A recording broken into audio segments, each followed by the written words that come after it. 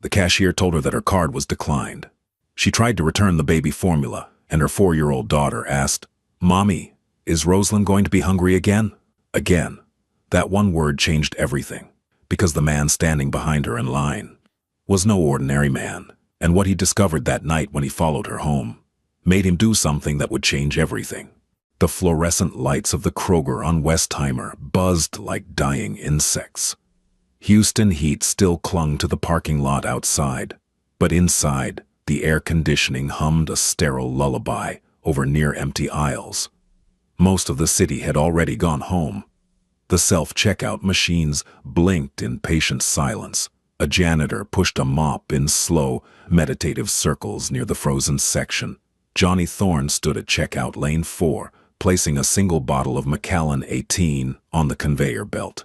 He wore a charcoal suit with no tie, the top button undone. His watch, a Patek Philippe, caught the light when he moved. He wasn't in a rush. Men like Johnny were never in a rush. The world adjusted its tempo to them. He owned 3 construction firms, a logistics company that moved cargo through the port of Houston, 2 restaurants in Montrose, a wine bar in the Heights. On paper, he was a businessman. Beneath the paper, beneath the spreadsheets, and the tax filings, and the handshake deals with city councilmen, he was something else entirely. Something quieter. Something that made certain men, in certain rooms, lower their voices when his name was mentioned. He was 35. Widowed at 31. His wife, Noor, had died in a car accident that wasn't entirely an accident. He'd spent 2 years untangling that truth. When he found it, the men responsible didn't face a courtroom. They faced something worse, something that left no evidence and no witnesses. Since then, Johnny Thorne had lived like a man with a sealed room in his chest, furnished but locked. He slept alone. He ate alone. He moved through the world like smoke through a doorway, present but impossible to hold. The cashier scanned his bottle. He reached for his wallet. That's when he heard it. A small voice, high-pitched, trembling at the edges. "Is Rosalind going to be hungry again?" Again. That word didn't float. It landed. It hit the floor of his chest like a coin dropped in a cathedral. Again. Implied before. Again implied pattern. Again implied a child who had already learned that hunger was not an emergency. It was a schedule. Johnny turned his head. 3 lanes over, a woman stood at the register with her back slightly curved, as if she were trying to fold herself smaller. She held a baby against her chest, maybe 5 months old, wrapped in a thin blanket that had been washed too many times. Beside her, clutching the hem of her coat, stood a girl. 3, maybe 4 years old. Brown hair pulled into a lopsided ponytail, eyes too wide for her age. The woman's card had been declined. She was holding a canister of baby formula, Enfamil, the large one, and she was trying to return it. "I'm sorry," she said to the cashier. Her voice was quiet. Not just quiet, compressed, like she'd trained herself to take up as little space as possible. "Can you just take this off? I'll figure something out." The cashier, a teenager with braces, looked uncomfortable. I already scanned it. I need to call a manager for a void." The woman flinched, not at the words, at the idea of waiting, of being seen, of standing there while someone with authority walked over and looked at her and understood that she couldn't afford to feed her baby. "It's fine," she whispered. "I'll just leave it. I'm sorry." She apologized for existing. Johnny watched her fingers tremble as she placed the formula on the counter. He watched the way she pulled the baby closer, not in affection, but in defense, as if the child were a shield and a wound at the same time. The little girl tugged her mother's coat again. "Mommy, is Rosalind going to be hungry again?" The mother didn't answer. She pressed her lips together and blinked 3 times, fast, like she was trying to hold something behind her eyes. Then she bent down and kissed the girl's forehead. "No, baby. Mommy's going to fix it." But she didn't know how. Johnny could see that. The lie lived in her shoulders. He moved, not dramatically, not heroically. He simply stepped out of his lane, walked to the cashier at lane 7, and placed his card on the counter beside the formula. "Ring it," he said. The cashier blinked. The woman turned. Her eyes met his for exactly 1 second.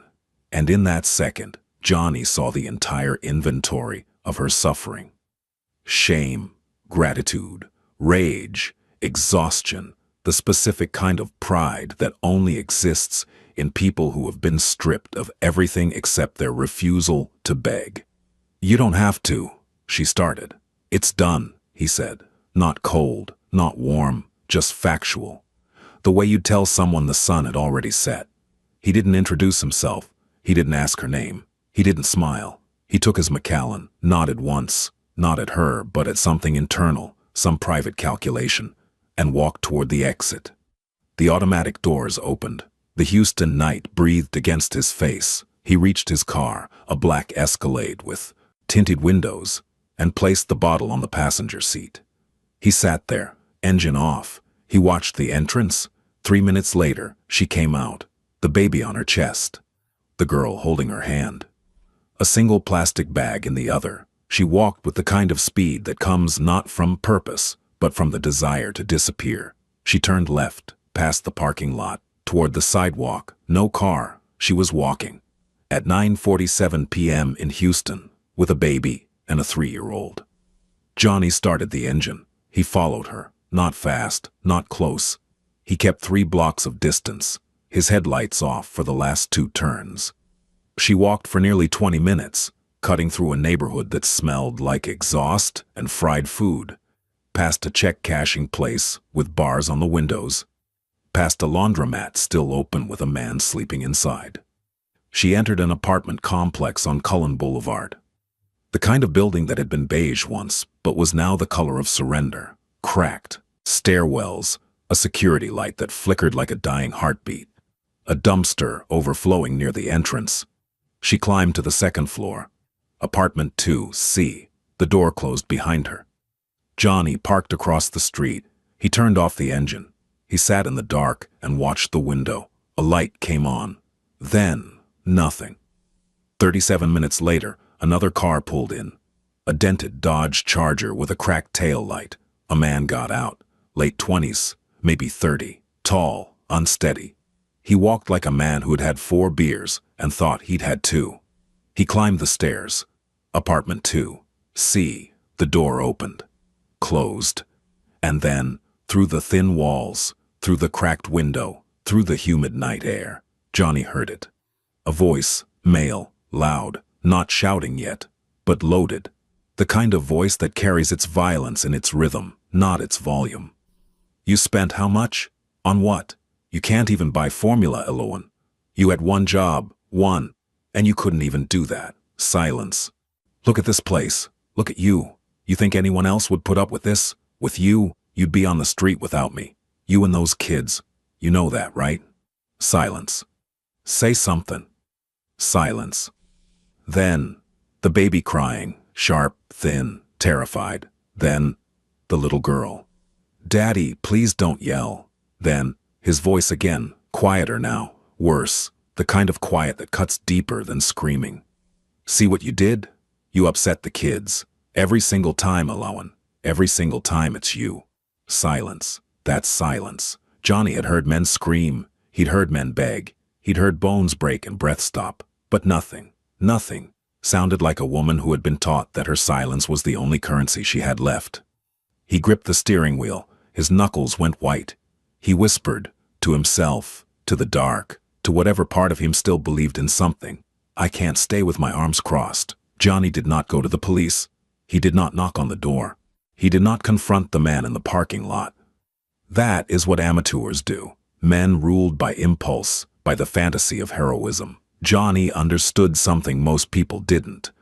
Violence without strategy is just noise, and noise fades. He wanted architecture. He wanted the kind of dismantling that looks like gravity, inevitable, quiet, and impossible to appeal. The next morning he sat in his office on the 42nd floor of a building he technically didn't own, but effectively controlled. He called Mercer, his intelligence man, former NSA contractor, currently a ghost who lived in a condo in Clear Lake and collected vintage typewriters.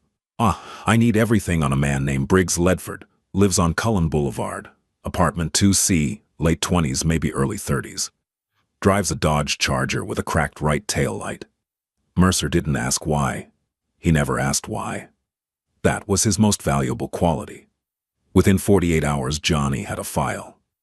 Briggs Ledford, age 31, employed at a plumbing supply warehouse in Stafford.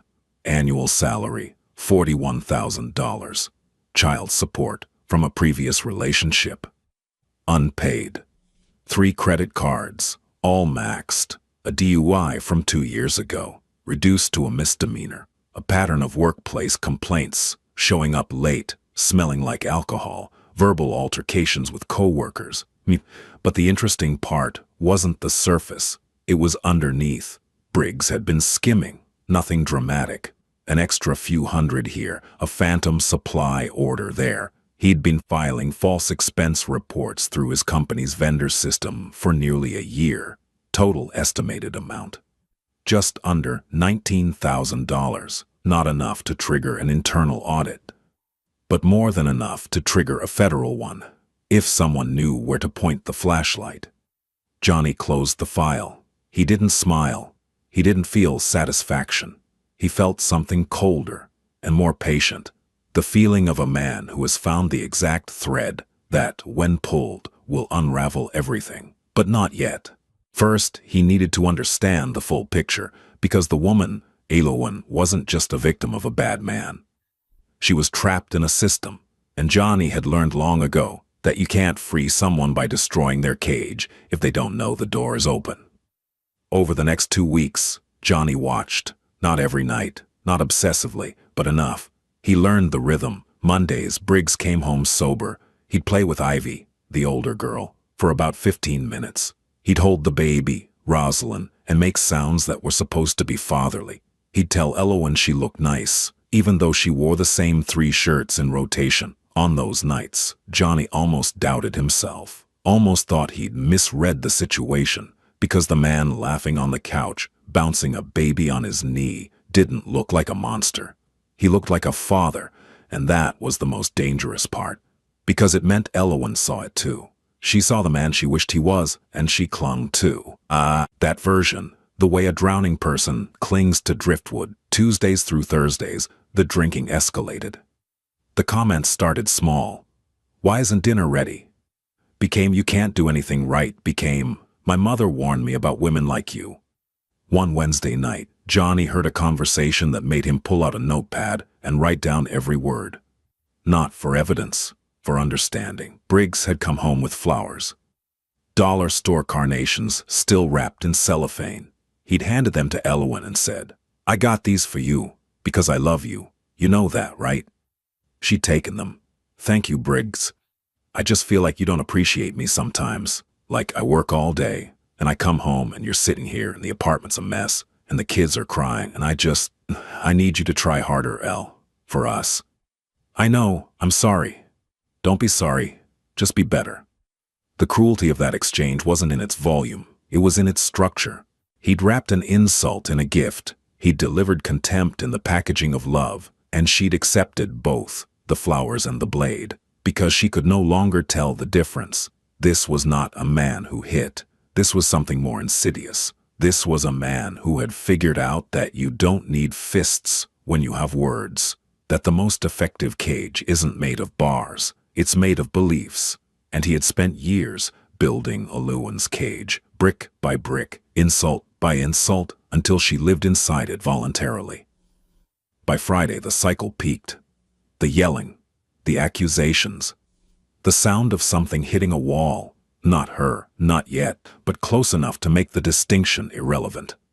The terror was the weapon. The proximity of violence was the violence. One Friday, Johnny heard something that stopped his breathing. Briggs was drunk, drunker than usual. His words were slurring, but the venom was precise. "You know what? I should leave. I should just walk out that door and never come back. See how long you last. A week? 2? Before you come crawling back. Before you realize that no one is ever going to want you. Look at you. 2 kids. No degree, no job. You're not even pretty anymore, Elawan. You used to be, but now you're just tired. Tired and used up. The baby started crying. Ivy's voice. Mommy, can I sleep in your room tonight? Elawan's voice cracked but controlled. Come here, baby. Come to mommy. And then Briggs. Great. Turn the kids against me too. That's your specialty, isn't it? Making everyone feel sorry for you. A door closed. Elawan had taken the children to the bedroom. She'd removed them from the blast radius, not because someone told her to, because she'd become an expert in triage. She couldn't stop the bomb, but she could control the shrapnel. Johnny sat in the car with his eyes closed. His hands were fists. His jaw ached from clenching. He thought about going up there. He thought about knocking on that door and showing Briggs Ledford what it felt like to be small. He had the physical capacity. He had the connections to make it look like anything he wanted. But he didn't move. Because this wasn't about him. This wasn't about his anger, or his grief, or his guilt about Noor. This was about a woman and 2 children who needed a permanent solution, not a dramatic one. Saturday mornings. The apology. Johnny watched through the window one Saturday as Briggs sat on the couch with Elawan. He was crying. Actual tears. His head in his hands. His voice carrying through the thin glass. I don't know what's wrong with me, El. I swear I'm trying. It's just work. And the money. And I feel like I'm failing you. I'm failing the girls. I love you so much. And I get so scared of losing you that He didn't finish. He pulled her close. She let him. Her body was stiff at first. The rigidity of a woman who has been hurt by the same hands now holding her. But then, slowly, her shoulders dropped. Her hand went to the back of his head. She stroked his hair. It's okay, she whispered. We'll figure it out. That was the moment Johnny almost lost his composure, not at the abuse, not at the yelling, but at the forgiveness. Because he recognized what it was. Not love, but survival. Trauma bonding. The neurological hijacking that happens when someone alternates between cruelty and tenderness until the victim's brain can no longer distinguish between the two. The dopamine hit of relief becomes indistinguishable from affection. The absence of pain becomes the definition of love. Elawan wasn't stupid. She wasn't weak. She was conditioned. And that was worse, because it meant that even if Briggs disappeared tomorrow, the cage would remain. It had been built inside her. Johnny had Mercer pull more. Elawan Pierce, age 27, born in Beaumont, Texas. Parents deceased. Father from a heart attack when she was 16, mother from cervical cancer 2 years later. Raised by an aunt who died the year Elawan turned 20. No siblings, no inheritance. A year and a half of community college, abandoned when she got pregnant with Ivy. She had no one. No safety net. No family. No savings. No car, no credit, no friends. Briggs had seen to that, slowly, methodically, the way abusers always do. First isolating, then controlling, then convincing the victim that the isolation was her own choice. You don't need those people. They don't care about you like I do. Your friends are a bad influence. I'm the only one who really loves you. Until the only voice she heard was his. And it told her she was nothing. One evening, Johnny watched Elawan walk to the small playground behind the apartment complex. Ivy ran ahead. Elawan sat on a bench with Rosalind in her arms. The sun was setting, turning the sky the color of a bruised peach. A woman from another apartment, older, maybe 50, sat beside her. They talked briefly. The woman, Afum, offered her a cigarette. Elawan shook her head. You okay, honey? The woman asked. Elawan paused for a long time. Then she smiled. The kind of smile that has nothing to do with happiness and everything to do with performance. Yeah, just tired. The woman nodded. She'd heard that word before. Every woman in that building had. Tired was code. Tired was a locked door with a do not enter sign. Tired meant, I am drowning, but I have learned to drown quietly. Johnny watched from across the street. He sat in a different car each time, a gray Camry today, borrowed from a fleet he kept for exactly these kinds of operations. He wore a plain jacket. No watch, no cufflinks, just a man sitting in a car. But his jaw was tight, and his hands, those hands that had signed contracts worth millions, that had once held a dying woman in a hospital room, that had closed around throats in dark hallways, those hands were trembling, not from rage, from recognition. He saw Noor, not literally. Elowen looked nothing like her, but the shape of the suffering was the same, the architecture of helplessness, the way a woman folds inward when the world has taught her that expanding is dangerous. Noor hadn't been abused, but she'd been taken, stolen by violence, and Johnny had arrived too late. He'd had all the power in the world, and he'd been too late. He would not be too late again. But before he moved, he needed to know one more thing. He needed to know if Elowen was ready. Not ready to leave. She might never be ready in the way people who've never been trapped imagine readiness. But ready to accept an opening, ready to see a door. He got his answer on a Tuesday night. Briggs was asleep on the couch. The TV was on, casting blue shadows across the room. The apartment was quiet. Elowen sat at the kitchen table with a notebook. She was writing something. Slowly, deliberately, the pen gripped tight. Johnny couldn't read the words from across the street, but he could see her face. And her face told him everything. She wasn't writing a letter. She wasn't making a list. She was calculating, adding numbers, subtracting expenses, trying to figure out if there was a mathematical path out of her life. She wrote for 45 minutes. Then she closed the notebook, pressed her palms against her eyes, and sat perfectly still for a long time. She was looking for the door. She just couldn't find it yet. Johnny pulled out his phone and made a call. Mercer, move forward. It began on a Tuesday. Briggs arrived at work to find his supervisor waiting for him, not with a task, with a letter. The company had received a formal notification from the IRS regarding discrepancies in vendor payments linked to his department. An internal audit had been initiated. It's probably nothing, his supervisor said, but his eyes said otherwise. Briggs went home that night sober, not by choice but by fear. He paced the apartment. He made phone calls. He spoke in hushed, frantic tones to someone Elowen couldn't identify. Someone's coming after me, he told her. Someone at work is trying to set me up.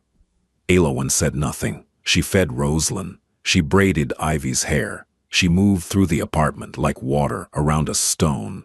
But inside something was shifting. She recognized this behavior, the paranoia, the blame, the need to cast himself as the victim. She'd seen it every time consequences approached him. He never said, I made a mistake. He said, someone is doing this to me. The world was always the aggressor. He was always the innocent. And for the first time, she didn't believe him.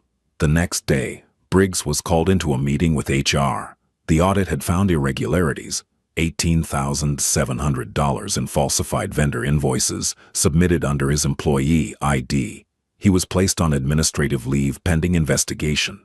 That night, he drank and he yelled and he threw a glass against the wall and it shattered 3 feet from where Ivy was sitting on the floor with a coloring book. Ivy didn't scream. She didn't cry. She picked up her coloring book and walked to the bedroom and closed the door. She was 4 years old, and she had already learned the protocol. Elowen stood in the kitchen. Her hands were at her sides. Her eyes were dry. This is your fault, Briggs said. Everything that's happening to me, it's because of you. Because I have to take care of you and those kids. Because I'm stressed. Because you can't contribute anything. You're a drain. You hear me? A drain. She looked at him, and for the first time in a long time, something shifted in her expression. Not anger. She was too exhausted for anger, but clarity. A small, fragile window of clarity, like a crack in a frozen lake. Maybe, she said quietly. You did this to yourself. Briggs stared at her. The room went silent. Then he laughed, a short, cruel bark. Right, sure. The woman who can't even keep a checking account is giving me life advice. He grabbed his keys and left. The door slammed so hard the baby woke up screaming. Elowen picked up the broken glass, piece by piece, on her hands and knees, And then she sat on the kitchen floor and pressed her palms against her eyes and breathed long, shuddering breaths, and didn't cry, because crying required believing that someone might hear you. And she had stopped believing that a long time ago. But that sentence, "Maybe you did this to yourself," lingered. It was the first time she had pushed back, the first time in years she had reflected his blame instead of absorbing it. It was a small thing, 6 words. But in the architecture of her captivity, those 6 words were a crack in the foundation, and cracks, once started, don't stop. Over the next 10 days, the walls closed in. The IRS audit expanded. A formal investigation was opened. Briggs's bank accounts were flagged, not frozen yet, but monitored. His attorney, a cut-rate lawyer, from a billboard on I-45, told him the potential charges included fraud, tax evasion, and embezzlement, misdemeanor at best, felony at worst. Briggs stopped sleeping. He drank more. He showed up at the warehouse, technically still on leave, and got into a shouting match with his supervisor. Security escorted him out. That night, he came home and punched the wall in the hallway. Not her. The wall. But Ivy saw it. She stood in the bedroom doorway, holding a stuffed rabbit, and watched her father's fist go through the drywall. She didn't blink. Later, when Elowen put her to bed, Ivy said something that stopped her mother's heart. "Mommy, is Daddy going to hit us?" "No, baby, Daddy wouldn't. He hits the wall." The wall didn't do anything either. Elowen stared at her daughter, 4 years old, and she understood the logic of escalation better than most adults. That night, after Briggs passed out on the couch, Elowen pulled out the notebook again. She didn't calculate money this time. She wrote a list. 3 items: shelter, job, out. She didn't know how. She didn't know when.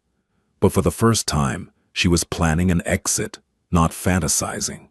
Planning. The difference is everything. He went home and told Elowen it was a conspiracy, that his boss was jealous, that the IRS was corrupt, that everyone was out to get him. She nodded. She always nodded. The nod was a survival mechanism, an agreement that cost her nothing and prevented escalation.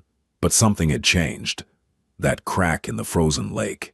It hadn't closed. It had widened. She started doing things she hadn't done in months. She cleaned the apartment not out of fear, but out of agency. She took Ivy to the library. She called the county health clinic and made an appointment for Rosalind's vaccinations. Small things. Tiny acts of sovereignty that no one would notice, except a woman who had been denied them for years. She was thawing, and she didn't know why. 3 weeks after the audit began, 2 federal agents arrived at the apartment at 7:14 a.m. on a Wednesday. Briggs opened the door in his boxers. His eyes were bloodshot. The apartment smelled like stale beer and burnt toast. They showed their badges. They read the charges: wire fraud, filing false federal documents, tax evasion. Briggs said, "This is a mistake." They put him in handcuffs. They walked him down the cracked stairwell of the apartment building, past the flickering security light, past the overflowing dumpster, and into a black sedan. Elowen stood in the doorway. Ivy held her hand. Rosalind slept against her chest. She didn't cry. She didn't scream. She watched the car pull away, and she felt something she hadn't felt in years, something so unfamiliar it took her a moment to identify it. Space, not happiness, not relief, not freedom, not yet, just space, the simple, enormous luxury of a room without threat. She closed the door. She locked it. She sat on the couch and held both her children and breathed without counting the seconds until the next eruption. And then she cried, not for him, not for her marriage, not for the future she'd imagined. She cried for the years, for the time she'd spent apologizing for existing, for the version of herself she'd buried so deep she'd forgotten she existed. She cried because her daughter had asked if Daddy was going to hit them. She cried because her baby had never heard a home without yelling. She cried because she'd stayed, and she cried because leaving had never been as simple as people thought.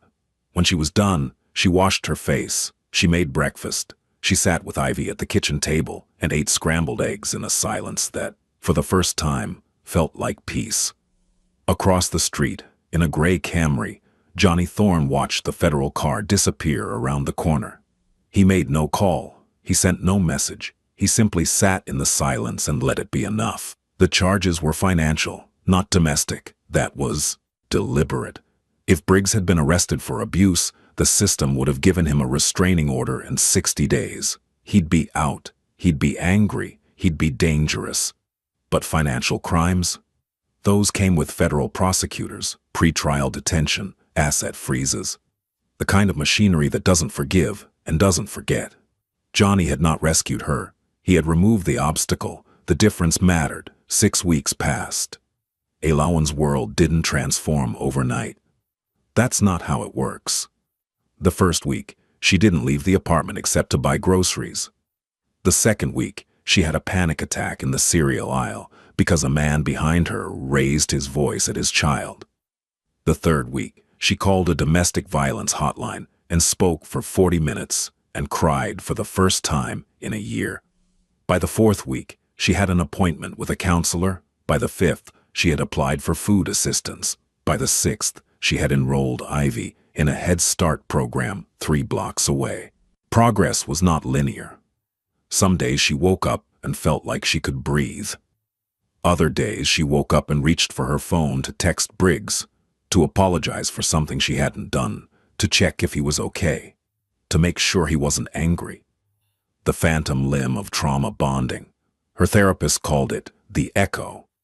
The body remembering a rhythm even after the music has stopped. There were setbacks. One morning she received a letter from Briggs's attorney requesting that she testify as a character witness at his bail hearing. She read it 3 times. Her hands shook. Her first instinct, buried deep, wired into her nervous system, was to say yes, to help him, to smooth things over, to be the woman who fixes, who forgives, who makes everything okay. She sat at the kitchen table with the letter and stared at it for an hour. Then she called her therapist. "I want to help him," she said. "I know that's insane. I know he hurt me, but I want to help him and I hate myself for wanting it." Her therapist told her something she'd never forget. "You're not insane. You're in withdrawal. His approval was your drug. Your brain is craving the next hit. But cravings pass. Let this one pass." She didn't testify. She threw the letter away. And that night, she slept without dreaming for the first time in months. She was learning, slowly, painfully, the way a person learns to walk again after breaking both legs, one step at a time with the constant fear that the ground might betray her. It was a Thursday evening when she saw him again. She was at the Kroger. The same one. Same aisle even. The baby formula section. Rosalind was in the cart, gnawing on a teething ring. Ivy was walking beside her, singing a song she'd learned at school. Elawan reached for the unfamiliar. The large canister. She placed it in the cart without flinching. She had money this time. Not much, but enough. Food stamps, and a part-time job at a dry cleaner's. It wasn't glamorous. It was, survival with dignity. "That one's on sale this week." She turned. He was standing at the end of the aisle. Same charcoal suit, different tie. His hands were in his pockets. His expression was neutral, but his eyes were not. His eyes held the same controlled intensity she'd seen that night, weeks ago, when he'd placed his card on the counter without asking. She recognized him immediately. "You're the man from the checkout line," he said. "Yeah." Silence, not the kind she was used to. Not loaded, not dangerous, just quiet. The kind of silence that exists between two people who don't yet know what to say but aren't afraid of the space. "I never thanked you," she said. "You don't need to." "I want to." He looked at her. Really looked. The way he looked at problems before solving them. But this wasn't a problem. This was a person. And she was looking back at him with the kind of directness that only comes from someone who has recently stopped lying to themselves. "I'm Johnny," he said. "Elawan. That's a beautiful name. My mother picked it. She said it meant elm tree. Something about roots." He almost smiled. Almost. "Roots are good," he said. Ivy appeared from behind the cart. She looked up at Johnny with the fearless curiosity of a child who has not yet learned to be afraid of tall men. "Are you Mommy's friend?" Johnny crouched down. He was 6'2", and he made himself small deliberately, not because he was told to, but because he understood that the world looks different from 3 feet off the ground. "I'd like to be," he said. Ivy considered this. Then she nodded. A single, decisive nod, as if she'd reviewed his application and found it acceptable. "Okay," she said. "Do you like coloring?" "I haven't tried in a while." "You should. It helps when things are loud." That sentence hit Johnny like a freight train wrapped in a whisper. It helps when things are loud. A 4-year-old survival strategy, delivered without irony, without trauma, without performance. Just fact. He stood up. He looked at Eloan. She was watching him with an expression he couldn't decode, somewhere between gratitude and suspicion, between hope and the refusal to hope. "Can I buy you a coffee sometime?" he asked. "I don't really," she started. "Not a date, just coffee. I know a place where the chairs are comfortable and the staff doesn't rush you." She hesitated. The old programming fired. Don't trust, don't open, don't let anyone in. But the new wiring, fragile and newly installed, whispered something different. "This doesn't feel like a cage." "Okay," she said. Coffee. They met 4 times over the next 3 weeks. The first time at a small cafe on Montrose. She talked about the weather, about Ivy's school, about how Rosalind had started laughing, a real laugh, the kind that comes from the belly, and how she'd stood in the kitchen and cried when she heard it because she realized she'd never heard her baby laugh without tension in the room. Johnny listened. He didn't interrupt. He didn't offer solutions. He held his coffee and he listened with the full weight of his attention, which was considerable. He noticed things. The way she sat near the exit. The way she checked her phone even though no one was calling. The way she flinched when the barista dropped a mug behind the counter. The cartography of her anxiety, mapped onto every small gesture, the second time she talked about Briggs. Not the details. Not yet, but the architecture, how it started, how it escalated, how she'd spent 2 years believing that love was supposed to feel like walking on glass. "The worst part," she said, stirring her coffee without drinking it, "wasn't the yelling. It was the quiet after, when he'd be sweet. When he'd bring me flowers or play with the girls, and I'd think, maybe that's the real him. Maybe the other version is the lie." She paused, but it was the opposite. The sweetness was the lie. The cruelty was the truth. And I couldn't see it because I needed the lie to survive. Johnny set down his cup. "You weren't blind," he said. "You were surviving. There's a difference." She looked at him. Her eyes were wet, but she didn't wipe them. She let the tears sit there openly, like she was testing whether they were allowed to exist in front of another person. "People keep telling me I should have left sooner," she said. "Like it's that easy. Like you can just walk out the door when you have no money, no car, no family, no job, and a man who's convinced you that you'll die without him." "People who say that have never been caged," Johnny said. "Leaving requires more courage than staying. Always." She nodded. Something loosened in her chest. The third time they met, she laughed. Actually laughed. At something he said about Ivy's coloring critique. "She told me my tree looked angry, and honestly she wasn't wrong." The laugh was short, surprised, like a bird startled into flight. But it was real. Johnny felt it land somewhere in his ribs, warm, unfamiliar. He told her about his construction work, the legitimate side, about a community center his company was building in 3rd Ward, about how the architect had designed a reading room with floor-to-ceiling windows because he said, "Kids who can see the sky while they read will dream bigger." "That's beautiful," she said. "It's practical," he corrected, but the corner of his mouth twitched, which was the Johnny Thorne equivalent of a standing ovation.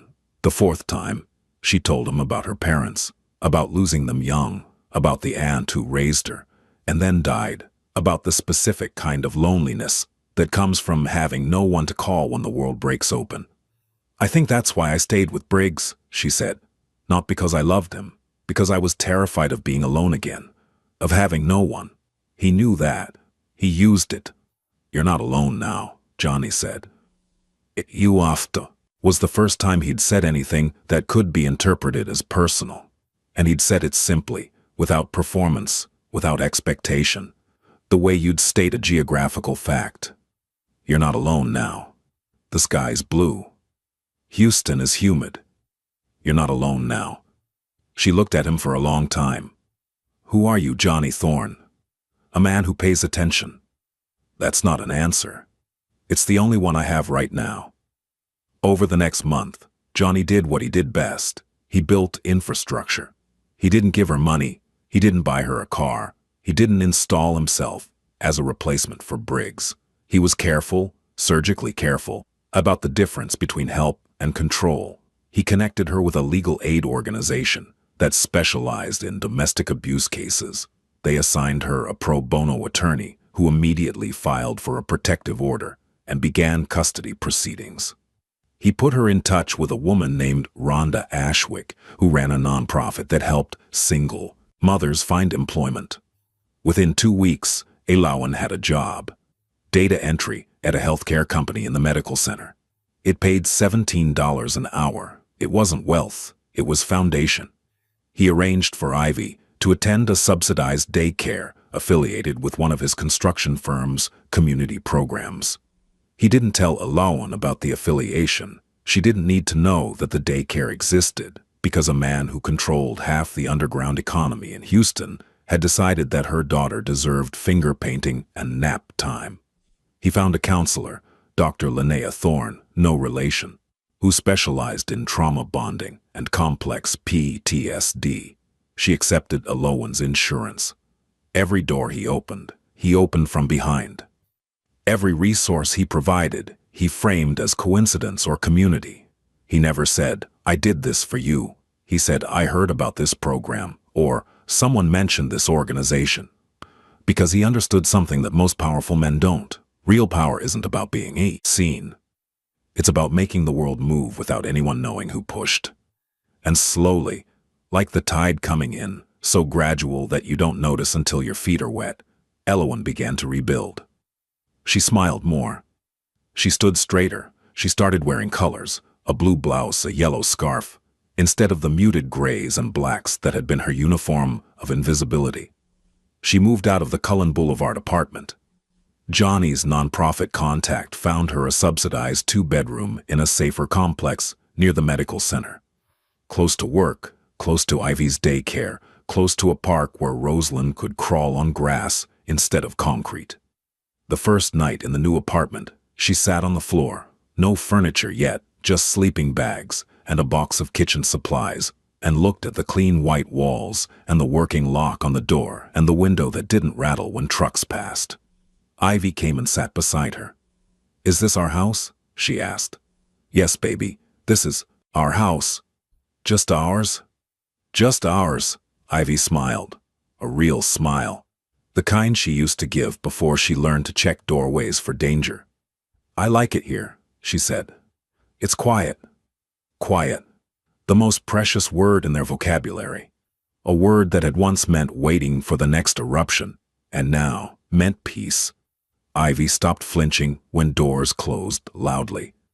Rosalind began sleeping through the night, and Johnny, the man with the sealed room in his chest, felt the lock begin to turn. The truth, it happened on a Sunday. Elawan was at Johnny's apartment. The first time she'd been there, he'd invited her for dinner, nothing elaborate. Grilled salmon, roasted vegetables, a bottle of wine she didn't drink because she'd developed an aversion to alcohol that she didn't explain, and he didn't question. Ivy was playing on the living room floor with a set of wooden blocks that Johnny had bought the day before and placed casually on the coffee table as if they'd always been there. Rosalind was asleep in a portable crib that had also appeared with suspicious convenience. After dinner, they sat on the balcony.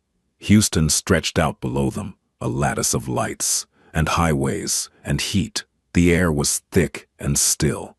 "My attorney told me something today," Elawan said. Johnny's expression didn't change, but something behind his eyes shifted, a tightening, almost imperceptible, like a man bracing for impact. "She said the IRS investigation into Briggs was triggered by an anonymous tip, a detailed one, Someone who knew exactly where to look, who had access to his employment records, his tax filings, his expense reports. Silence. She said the level of precision suggested someone with significant resources. Someone who doesn't just stumble onto that kind of information. Johnny looked at the skyline. He didn't deny it. He didn't deflect. He simply waited. "It was you," Elawan said. Not a question. He turned to her. His eyes, those dark, controlled, calculating eyes, were open in a way she hadn't seen before, unguarded, vulnerable, like a man who has just removed his armor and isn't sure if the air will burn. "Yes," he said. She stared at him. "You followed me home that night, from the supermarket." "Yes." "You watched my apartment. You heard what he said to me." "Yes." "You investigated him. You found the fraud. You handed it to the IRS. I pointed them in the right direction. Why?" The question hung between them like a held breath. "Why would you risk all of that? Your anonymity, your business, your entire world, for a woman you didn't know?" Johnny was quiet for a long time. When he spoke, his voice was lower than she'd ever heard it. Not a whisper, but something close, something private. "Because I've seen what happens when good men do nothing." He paused. "My wife died because I didn't act fast enough. I had the power to protect her, and I hesitated. I calculated. I planned. And while I was planning, someone took her from me." He looked at his hands. "When I saw you in that store, holding your baby, trying to return formula so your daughter wouldn't see you fail, I recognized it. Not you, the situation, the architecture of it.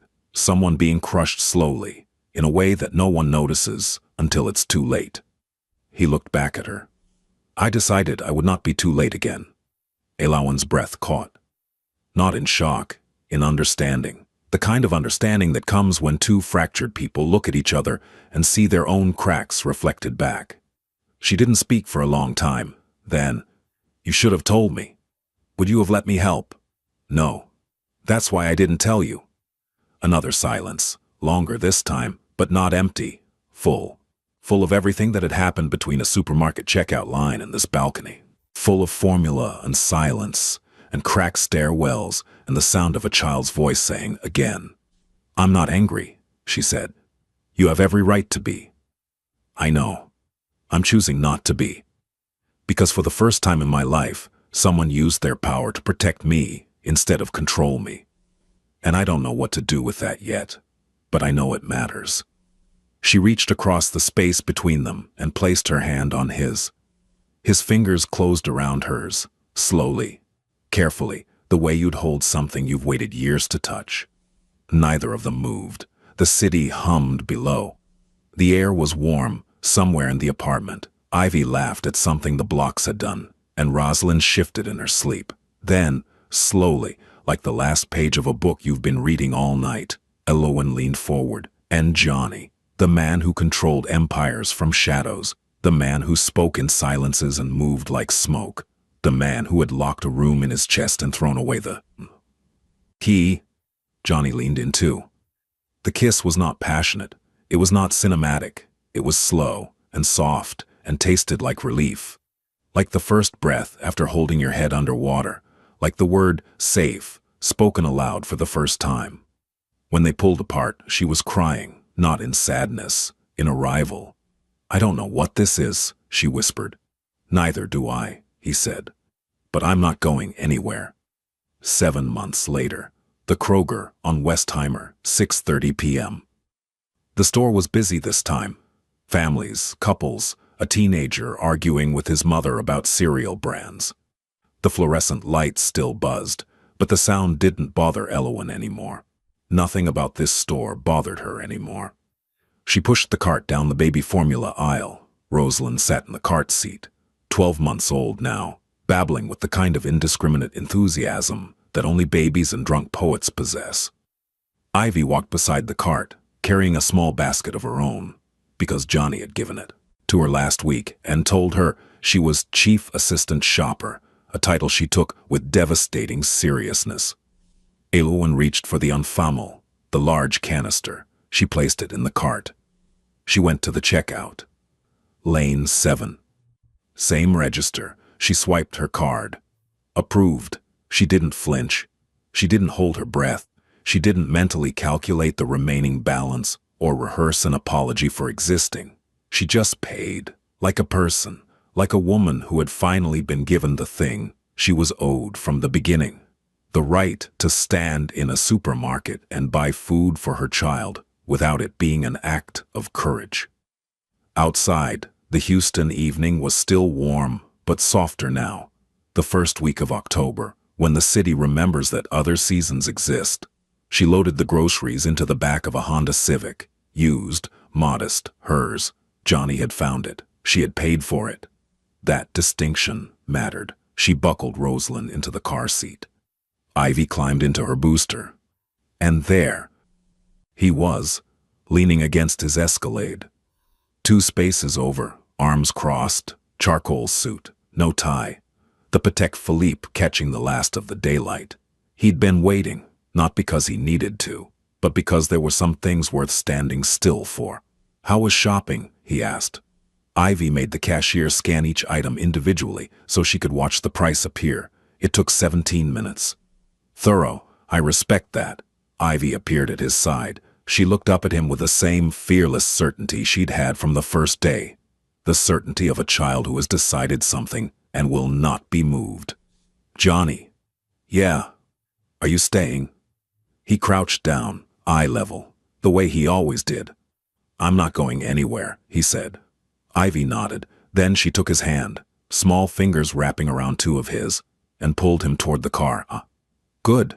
Because you need to help with bath time. Rosalind splashes. Johnny stood up. He looked at Elowen over the roof of the car. She was watching him with that expression again. The one he'd first seen in a checkout line at 9:47 p.m. on a night when the world was broken. But it was different now. The shame was gone. The exhaustion was gone. The performance was gone. What remained was something raw and real and terrifyingly beautiful. A woman who had walked through fire and come out the other side, not unscarred, but unbroken. She smiled. He smiled back. It was the most dangerous thing he'd done in years. They drove home. Ivy sang in the back seat. Rosalind babbled.